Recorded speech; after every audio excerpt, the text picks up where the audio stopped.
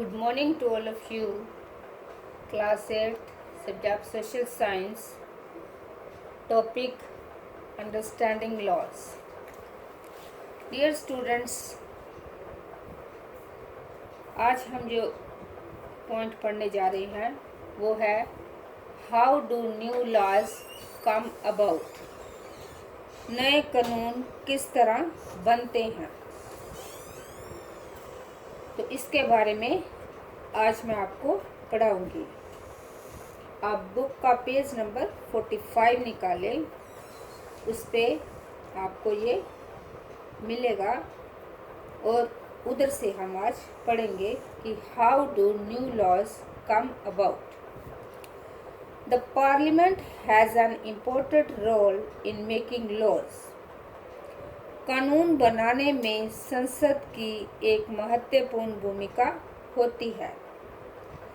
There are many ways through which this take place, and it is often different groups in society that raise the need of a particular law.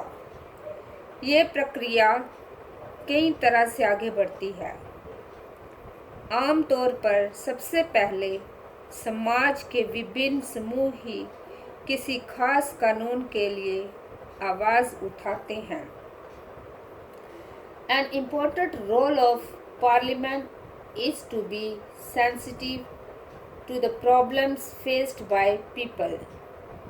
ये संसद की जिम्मेदारी है कि वह लोगों के सामने आ रही समस्याओं के प्रति संवेदनशील हो। Let us read the following story to understand how issue of domestic violence was brought to the attention of Parliament and the process adopted for this issue to become law.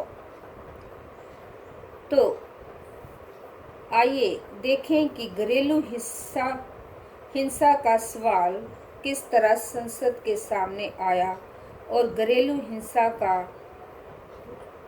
हिंसा की रोकथाम पर कानून बनने की प्रक्रिया क्या थी।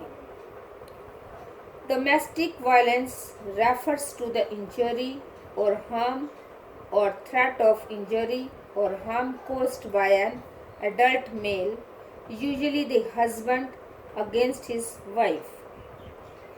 जब परिवार का कोई पुरुष सदस्य, आमतौर पर पति, घर की किसी औरत, आमतौर पर पत्नी के साथ मारपीट करता है, उससे चोट पहुंचाता है या मारपीट अथवा चोट की धमकी देता है, तो इसे घरेलू हिंसा कहा जाता है।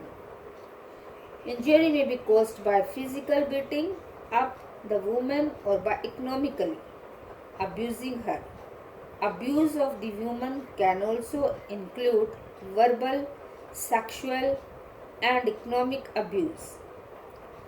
The Protection of Women from Domestic Violence Act 2005 extend the understanding of the term domestic to include all women who live or have lived together in a shared household with the male member who is perpetrating the violence. तो क्या होता है कि औरत को ये नुकसान शारीरिक मारपीट या भावनात्मक शोषण के कारण पहुंच सकता है। ये शोषण मौखिक, यौन या फिर आर्थिक शोषण भी कहा जा सकता है। घरेलू हिंसा कानून 2005 में महिलाओं की सुरक्षा की परिभाषा ने घरेलू शब्द की समझ को और अधिक व्यापक बना दिया।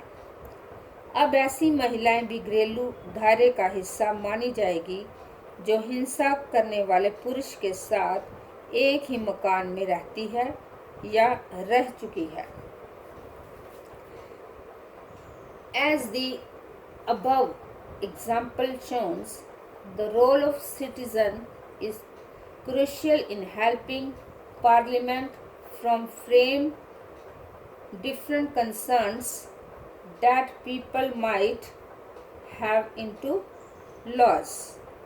तो इस उदाहरण से साफ हो जाता है कि नागरिकों की भूमिका कानून बनाने में कितनी अहम है।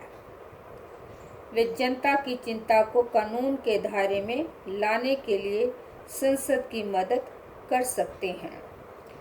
From establishing the need for a new law to its being passed at every stage of the process, the voice of the citizen is a crucial element। वे जनता की चिंता को कानून के दायरे में लाने के लिए संसद की मदद कर सकते हैं। इस प्रक्रिया के हर चरण में नागरिकों की आवाज़ बहुत मायने रखती है। This voice can be heard through, अब ये वॉइस आप आवाज़ कैसे सुन सकते हैं? Through TV reports, newspaper, editors, radio broadcast, local meetings, all of which help in making the work that Parliament does more accessible and transparent to the people। तो ये आवाज़ टेलीविज़न रिपोर्टर, अखबारों के संपादकियों, रेडियो प्रसारणों और आम सभाओं के ज़रिए सुनी और व्यक्त की जा सकती है। इन सारे संचार माध्यमों के ज़रिए संसद का काम ठोस और पारदर्शी तरीके से जनता के सामने आता है। तो डियर स्टूडेंट्स, अभी ब्लैक बोर्ड पर मैंने होमवर्क लिखा हुआ है।